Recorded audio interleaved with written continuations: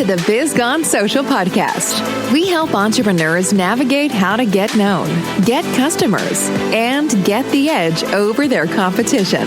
Here is your host, Lorraine Duncan.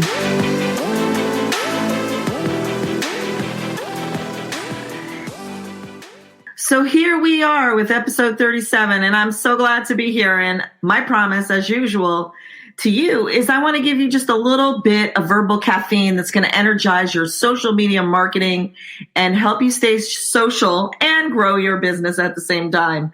And after all, don't you want to be the business that everyone's talking about? Because I know I do. And so I want to continue a conversation that I always have on LinkedIn. And a lot of people, when I'm actually giving seminars or if I'm actually doing a workshop or a Zoom call or a webinar, people ask me about LinkedIn groups. And so a little bit about LinkedIn groups. And one of the big questions they ask me is, should I be participating in LinkedIn groups? And I always say yes. So let me just give you a little bit of information on groups and why I think they're important.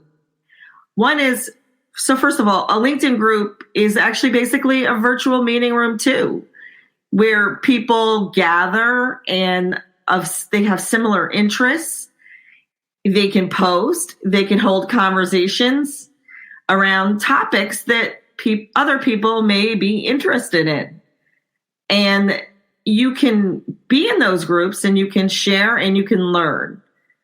And this is a chance. This is so big because if you participate in a group, it's actually a chance to show off your expertise on the subject that you are good at. And by doing that, you're going to grow relationships with like-minded people. And that's, basically it. That's one reason why groups are so important. So people who hang out in these groups offer solutions, or you could offer solutions. They share challenges that they could be facing, and it really could provide great partnership opportunities that also will help you grow your business. So again, it's kind of a no-brainer. So others could possibly in these groups that are participating in these groups could be potential customers, and they're using groups to find the solutions to their own problems. So this is another reason why you probably don't want to miss out on this opportunity to be in a group. And, the thing is that by sharing your expertise or participating in conversations, and you could actually be a provider of reliable information, or you can learn about reliable information. And what I mean by that is, say that you're in a group with all your potential clients, you're going to see their pains and the things that they need solving. And you could really gear your marketing towards that. And it will really help you in your business. So on LinkedIn, there's public groups, there's private groups. And if they're public, all you have to do is ask to join and you're going to get immediate access. Private groups, on the other hand, require you to request an invitation from the manager, and he or she will give you access. So you can actually join up to 100 groups, but remember, you want to be in groups that are actively managed, because many groups are not actively managed. So the other thing that I think is really important when it comes to groups is how do you participate in these groups? So I just want to give you a few little things or tips that will help you when you're inside a group. First of all, always post relevant content in the group. Do not post your promos, your spam. That's so important. Okay. So you also want to familiarize yourself when you're going into a group. You want to take time to familiarize yourself with the content that people are sharing, the types of questions that are being asked. to see if that's the right fit for you and if you really want to spend any time in that group at all.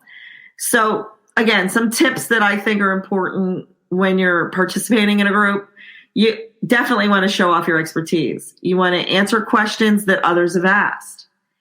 So don't forget to ask questions of your own. So if you're looking for something, ask questions so you can find out. It actually helps you with your marketing, especially if you're doing some kind of program or something. You can ask a question, what are your biggest, like for instance, lately I've asked, what are your biggest challenges on LinkedIn?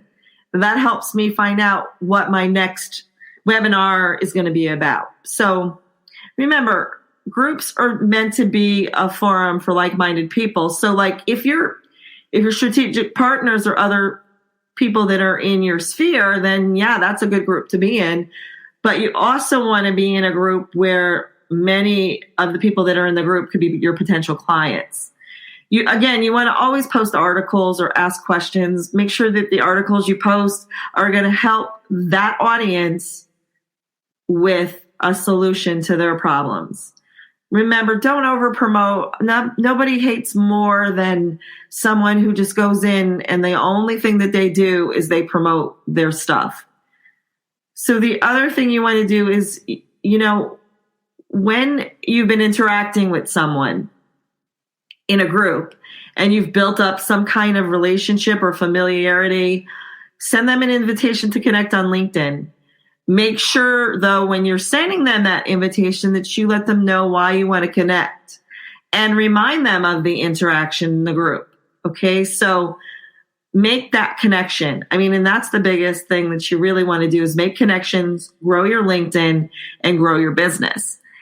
And lastly, another really good tip is just don't forget other networks. If you've been interacting with someone on numerous occasions in a group, for instance, connect with them on the other social media platforms, on their business page on Facebook. Invite that if you have a private group that would help them with their problems or give them a solution to something that they're looking for, make sure you invite them to your private group on Facebook. So if you've connected with them and you've had a relationship with them, they're going to have no problem joining your other groups. So here's the thing I want to ask you, and I want you to think about, are LinkedIn groups really worth your time and your energy and, spending a lot of time in there or not a lot of time? Be careful. All right. So yes, they're worth your time and energy because the ability to reach a group of people all at one time is always a good thing. So my challenge to you in this podcast today is I actually want you just to reach out to at least 4 groups and see what relationships you can build by engaging with the right audience. I hope this helps. If you have any question whatsoever, definitely email me at Lorraine@BizGoneSocial, and I'll see you soon.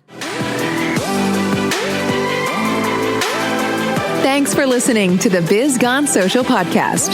Find us on Instagram at BizGoneSocial for extra tips. Check back weekly for new episodes. Until next time, stay social.